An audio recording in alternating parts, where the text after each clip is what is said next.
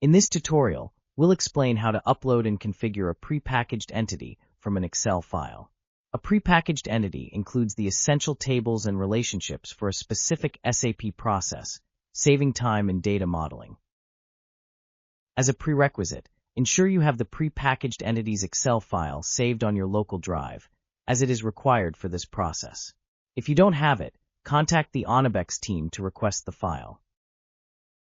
Now, back in the SAP Data Modeler, the first step is to click on Entity Actions. Then, select Upload from Excel. A pop-up window will appear. First, select the location of your file by clicking the match code. In the file browser, locate and select the Excel document containing the prepackaged entity, then open it. On the next field, Sheet Name, type the name of the Excel sheet that contains the prepackaged entity. For this example, we will type material_master. Finally, make sure to select Load Entity Relations for this process. After setting up the document upload, click on Execute. After a few seconds, the entity will appear in the Data Modeler. Next, complete its configuration by double-clicking the newly created entity. Click on Change.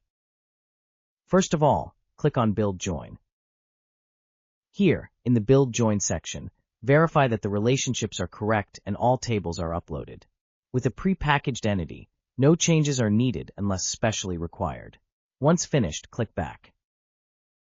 After reviewing the Build Join section, continue configuring the entity as usual. For detailed steps, refer to the video tutorial, How to Add and Configure Tables Manually. When your configuration is ready, click on Save Customizing to finish the process. To complete the saving process, select the package, and then click Save. Finally, assign the newly created entity on a transport request and click Confirm.